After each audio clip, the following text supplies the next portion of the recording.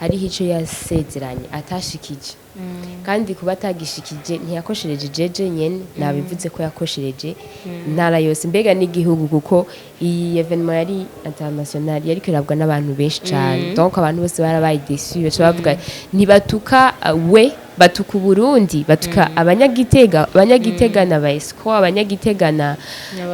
ego ibintu nk'ivyo urumva CJ yababaje agaciro gusa ahubwo ni twese ni ya modoka yonyene ikindi irindi kosa nini yakoze nukungera sinzi ko ico girundi bagitahura kukugera gufeza ensemble uravyo nico kibabaza abantu bose Jean yicara ifotoze ndahahamiye gose iyo modoka par contre sinzi ko ari genda natogwa ni juste ko yari yaravuze dès le début kugira ngo niyo evenement imenyekane cyane hajya tukwa tuyiraba twebwe Jean ariko nakani iri muri parking yagiye bati uno musi umwana aratana kugira inamenyekane cyane ko yaravuga ati prix ni imodoka yari kuronka fruit niniya abantu benshi barabivuga ariko ilagashe tu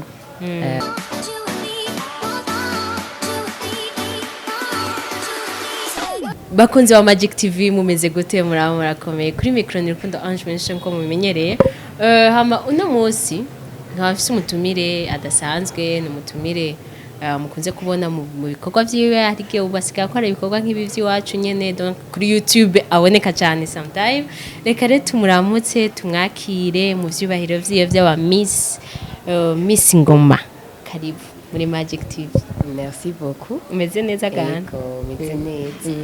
Wabwira akazina kose unabibutse n'icuri ntubibaze ko ndababesha. Nitwa Anna Niyera ama ndi Miss Ngoma Miss w'Igitega. Miss Gitega Miss Ngoma nico kimwe. Ya 2000 combien be? 2020 zakubera vyabaye fin 2020 mais c'est pour 2021. Okay. Baje bariteze gutora uyundi canke naco ndabizi. Nturumva imigambi itegurwa n'abanyagitega ndabizi ko kwera. Naco ndabizi ko vraiment. Ni na Miss yavuzwe cyane yateka igongo abantu cyane kubera imitima y'abantu bazi barabesha abantu Anna abantu benshi yarageze bagufata basi uyo mwana ni bamutwihere be muri ya Miss uvugwa cyane bijya bintu biteye ikigongwe ho hari yaza ati Anna rero mu Miss twageze korana ikiganiro duheje gukora press conference navuze ati Anna mu Miss aravye neza araza kuronka abantu benshi baza kugira ikigongwe aguma arungika amanoti aze gusanga yiguriye ibindi bintu biruta iriya modoka bari bamubesha byarashize muri sio none ko ico kigongwe mwakigitse nta kigongwe bagira byarajye mu commentaire gusa bigarere hayi nta bintu byo western wigeze uronka oya nukuri guys kumbe namwe urumva nta kigongwe mugi Anna mugabo je ndizeye yuko kubera kijya kintu ni kintu cabaye au niveau national au niveau de la capitale politique uwo muntu ntiyoba yatesheje agaciro jeje nyene yobatesheje agaciro intara abayiturukamwo bose quand même nibaza yuko hariho abafise ico bariko barakora kandi ko bizogenda neza ico nkundira naracarindiriye. Hello guys, genda ukore subscribe kuri chaîne YouTube ya ePublic TV 257. Gahunda yacu ni kukunezereza uryoherwe tuguha ibiganiro vyiza bisukuye hamwe udasona kugira irungu. Dusange rero kuri chaîne YouTube ya ePublic TV ugire sabone kugira ibiganiro vyose bishobora kugushikirako ushobore no kutubona ushobora kudukurikirana ku zindi mbuga Instagram, Snapchat, TikTok, Twitter. Eka mana uryoherwe natwe bizu mugabe ikintu natahura kuki abantu vyabatera ikigongwe mugabo ubuye akaba atakintu tubona cyavuye muri kijya kigongwe cyabo. Bon nico gituma nakwaje tuyisho ko bagize ico kigongwe kubera bon sinzi ko icambere nuko sinayimenyereye ibintu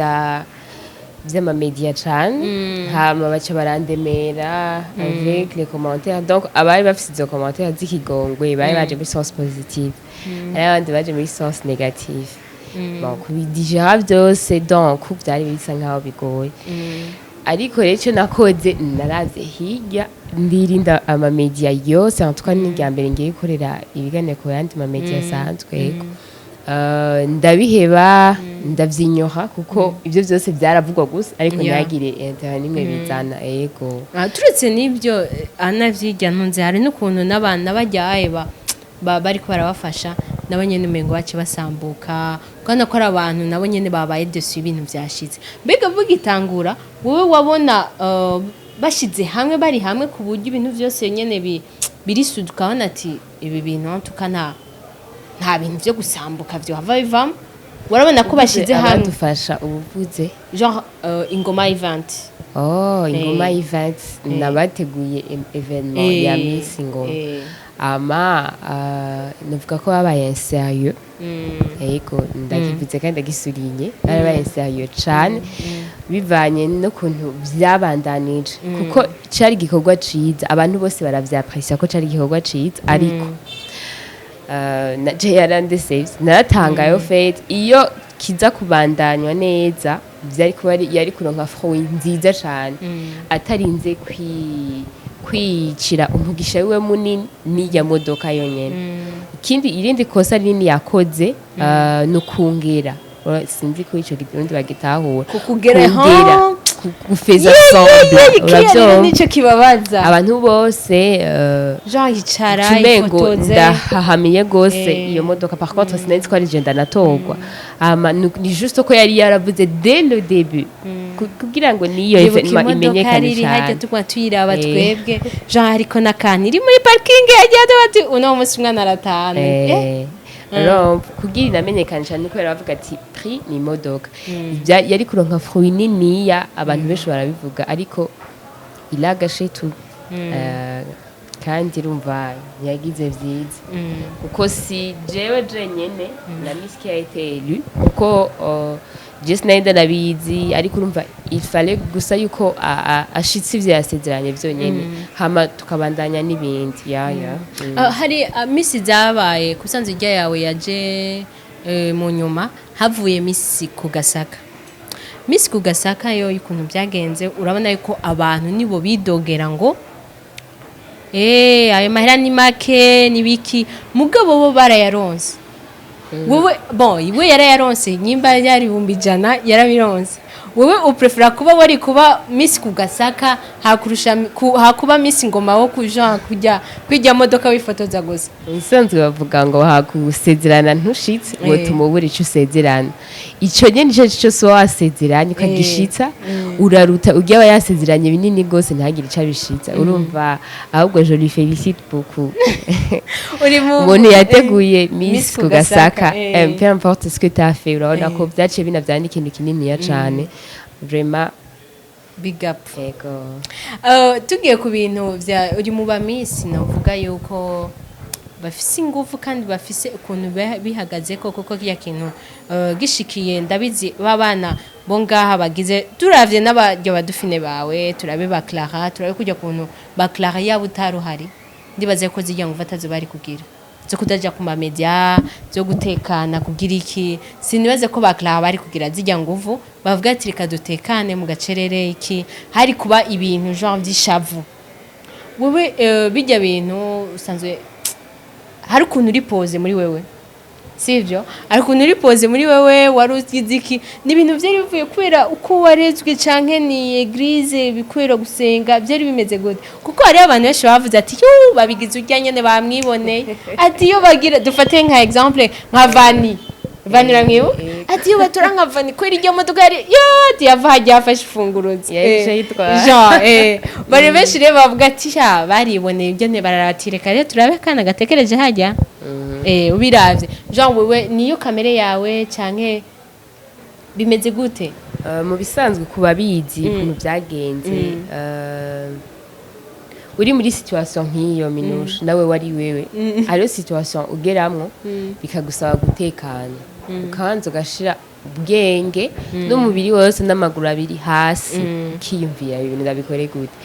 bon ivyo rero je vyambereye bishasha ndavuga ati reka rembanze ningere inyuma gato ndabe vyarivyo ni muri rya mwana rero nafashe umwanya wo gutekana ikigira kabiri nabonye ko uko biri kose ntashobora kubandanya nkorana na Ingoma event kuko bari bahejeje kumaramaza intara yanje ndindi fiya kuyiserukira urumva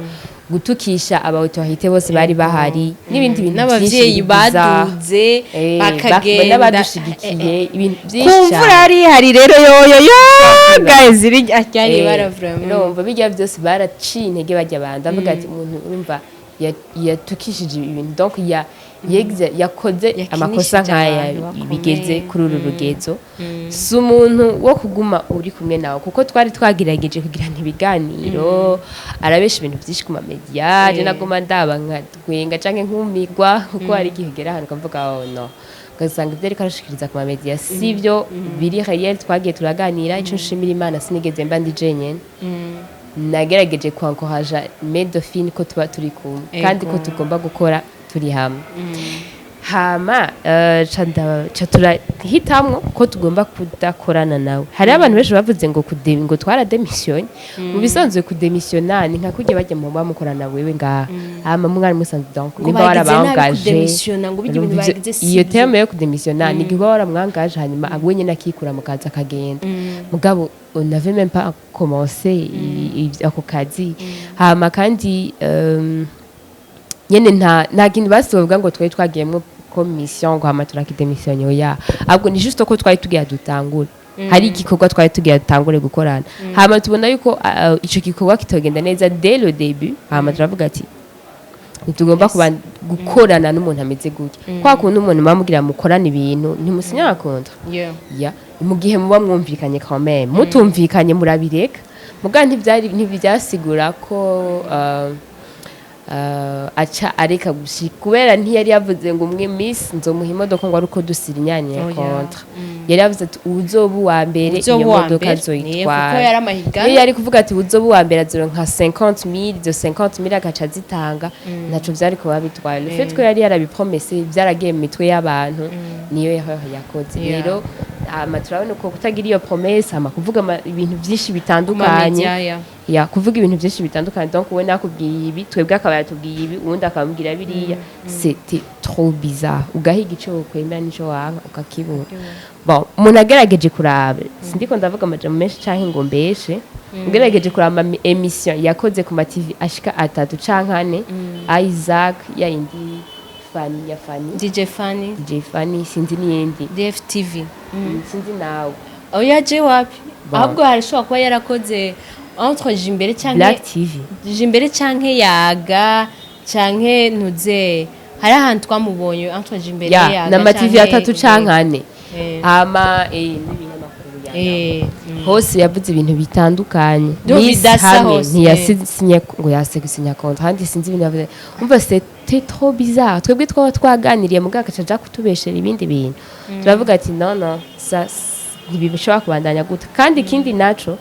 iyo ugiye ubaye mu minsi bagutora kubera bijya wa présence peut-être twavuga ati rero kugira dushitse ico twasezeranye naho yoba dutaye twenyene yatemeye ko dukorana canke atadufacilita ko twokorana reka twebwe tuze kugerageza gushitsa bijye twasezerana niho rero twace dusohora ikete risaba kandi comme information quand même tugati risaba ryongera rimenyesha ko abamisi batoye mu ntara ya Gitega malgré que turi œuvre y'ivyo bakoze nitugiye kubandanya dukorana nabo kubera ivyo nivyo siko ivyo twaravyeklashije neza muri iryo kete twanditse kandi byarabapubliye ahantu hose ahubwo tugiye twebwe gukora comme les Miss élus mbere duca twitwa abigeme bangoma les Miss de Gitega donc abimigeme bangoma kuva ico gihe rero haca haravugwa vyinshi cyane biri bizace turasubira muri ya silence nyene nuko kuntu tutari dufise appui umuntu yo dushigikira canke management umuntu atwereka bigende gutya abantu benshi baravuga gusa ariko ntibigeze bareagisa then twebwe aho tugejeje no munsi turashimira Imana n'abandi bagiye bakomeje kudufata mu mugongo malgré la situation nka Volcano batubaye hafi cyane turabashimiye ego n'abandi bagiye barakurikira abandi bantu baduteye intege ni buramatari w'intara ya Gitega negana mve kumwibagira ko kugiye nibagira kuko niwe wa mbere yatwankwajije nyuma yo gusohora iryo kete yaciye aduha intege aratumenyekanisha mu ntara twatowemo quand même tutazi nyene mugabo yaratumenyekanishije ico kica kiraduha intege yo kuvuga ati ndaho twoba duke tutagira management canke ibindi n'ibindi tuzobikora. Ana hari ikintu kuri ico kintu c'imodoka yawe hari ibintu byinshi bivuga yuko afise igihe uriya muntu Jean yemeye rya modoka afise igihe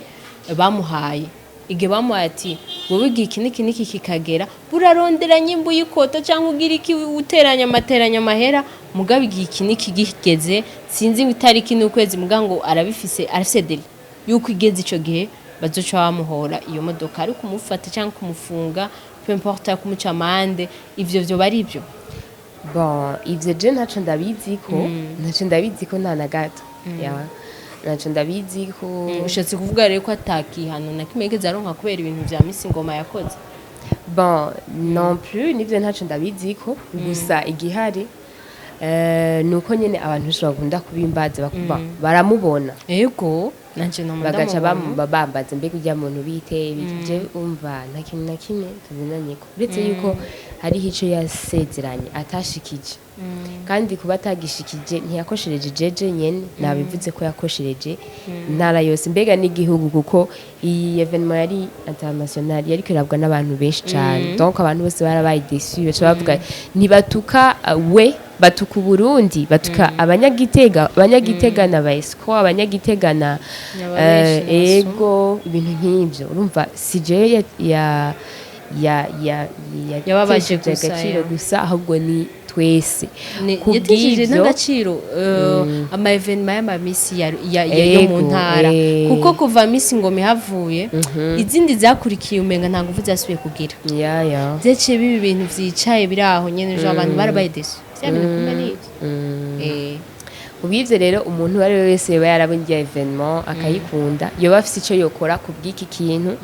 kugira tugarura agateka k'intara yacu igihugu cacu pas seulement ko noronka imodoka kubera j'avais beaucoup de projets kandi n'ubu ibonetse vraiment ndashaka kubyaza umusaruro kuko ndapresenta toujours mes projets ahantu hari hose ngiye barabibona yuko ndafise manque de moyens urumva iyo modoka ntibyaza umusaruro bagira ico babikoze ko rero kugira ngo ujya muntu yikebuke arike kuguma ari ngaho gucyo gusa ari ibintu atayacunganya nawe ahari narabatunganya ivyo bintu ni Ana ari mu bamisi abantu benshi baridogera abamisi yo mu Burundi ramutora agaca yicara abamisi yo mu Burundi mugabo wewe wagize ingorane wagize ibibazo ni office ama projet ni wo gumutegura ibintu FOPS twarabonye ibintu mwateguye bizokora mu ntara ya Gitega muzogira ibintu nyene bisama hera menshi yari 100 millions ibintu nk'ivyo sinibuka ama projet matwereze none Ana wewe kuri kwetwa kwata ntuze mwaye mufise wewe confiance mugirerana kujya muri bane batatu ijya confiance mugirana mubona yuko amahera ashobora kuva yajya amahera mubona zova mu bisanzwe umuntu arategura sinibaza yuko twaba twaranaberetse niyo biche mugabo umuntu arategura agategura peteswa n'ibyo yafise uburyo nakora gutya na gutya mugabo ubwo buryo utaraburonka ntibikubuza gukora uragerageza ugakora aho uburyo bwawe bugera bi parcelle yo mwoba muyifise parcelle jean hantu twabona mwatwereka zijyanzu zo kubaka Geduruka Igitega ni projet nini mu bisanzwe projet yaba Miss w'Igitega ni Fetrade femme traditionnelle de vélo c'est 4 domaines harimo entrepreneuriat harimo patriotisme harimo agriculture na élevage then hagaca hazamwo na tourisme muri tourisme rero ndumu architecte nuko nabivuze mu ntango niho nagize ama proposal yo kwameliora les lieux touristiques z'Igitega ego hama nyene no kuzivaloriza kugira ngo twatire l'attention des touristes excusez kuko abatouristes barazana les devises mu gihugu kandi Gitega en tout cas iri mu ntara za mbere nziza zifise les lieux touristiques hama ikindi naco cengira proposal ya salle polyvalente kuko Igitega dès que ihindutse capitale politique bari bafise amasale manini meza yo gukoreramwo amanama international même nationaux nico gituma rero naciye ngira iyo proposal y'iyo salle polyvalente Jean uravuze ati kwari kugira proposal gusa ntabwo wari kuvuga ati aha dushaka amahera yo gutangura kubaka minuje kubaka biragoye cyane naho uvuga ngo twubake studio ya Magic TV ni ikintu kinini yagose jere nta parcelle mfise uvuga ngo ngiye kuyubaka Jean wari kurereka bajya baba je montre mes projets mes idées kandi nizera ko bizoba kubera ndabanze kuzerekana ahantu hatari hake ego cyane hariho n'indi shaka kwereka musanteri ntara Gitega tubikore vuba. Wow. Ana avanye ko turangiza turavuga no gucerekeye YouTube channel yanyu likigenda neza cyane neza from antuka kugihe mumaze murakurikiranwa abantu barabizera kandi barakunda ibiganiro byanyu nta yindi projet yindi anayo bafise nk'iyi minsi canke mu minsi za ubona yuko abantu bo supportinga iriya modoka basi tuyishira entre parenthèses Imana izoyizana mu zindi nzira none sivyo nakibaza kabisa na zindi projet ana afise ziri hafi mw'iyi minsi zirahari muri iyi minsi projet zihari ni zibiri agriculture na élevage hamwe na muri entrepreneuriat naho nshaka gukora projet ya couture ni atelier de couture dushaka gukora nyene atelier de couture muri iyo atelier de couture hakaba harimwo ivyo vya couture na vannerie vannerie muri promotion ya culture burundaise ici au Burundi même à l'extérieur à ma couture promotion ya made in Burundi kuko kenshi ibintu tuba dufise styliste rero wowe bon pas tout à fait comme ça kuko ibi byitwa made in Burundi ntibiba ari impuzu gusa canke ntibari byo zitwambara gusa ishobora kuba amashuka ibindi nyene bitandukanye nivyo rero nizo but zibiri mfise kandi il en cours parce que haburamwo bikeye uburyo bumeze neza support irakwiye bon je peux pas dire comme ça ko iyaba bwari bukwiye tuba twaratanguye kuva kera n'icatevye ni kubera ubwo buryo buba bugoye soutien yanyu irakenewe cyane kubigeme bangoma mu dusutene cyane kuko iterambere ry'abene gihugu dukoresha bari muri association FETRAD niryo terambere ry'intara yacu niryo terambere ry'igihugu cacu iki kiganiro kizonyeka ko abanyagitega baraba Magic TV ndavye amakommentaire n'amaviews ana kuri ico kintu c'iyo projet tubwiye mbega hoze umuntu avuga ati okay numusaride nziza noshiramo amahera tugakorana Jean mukakorana apana ngo umuntu aje kwa managinga bahereza amahera ya gusa avuga ati twinjira ndukore kuko ni business ikomeye yego vyo kunda bon biravana abantu baba bashaka gukorana gutandukanye gusa iyo ari ikintu bon icyo arico cyose nta kiba ari ciyumviro iyo jewe nje kugusaba ngo dukorane turicara hamwe tukavuga ko duhuje ni bon turakora tudahuje naho okay yego mukurangiza bayiko tugushimira ko aduteye iteka ndashaka kubanza ubwira abantu ahantu bashobora gusanga wewe bakuvugisha canke ndazi navyo ntibatakoze bashaka kwikosora ngira ko babonye baciye utekana cyo bibaza ko wayironze Jean ubabwira ama social media yawe yego ibintu byose ubona aho bogukora ikintu ca mbere ni kugushimira ama ikindi naco nkuko mpejeje kubivuga mu kanya a part y'ivya Miss ndi n'umu architecte ndashobora gukora plan y'inzu amanga na execute zahora hije ishure none yego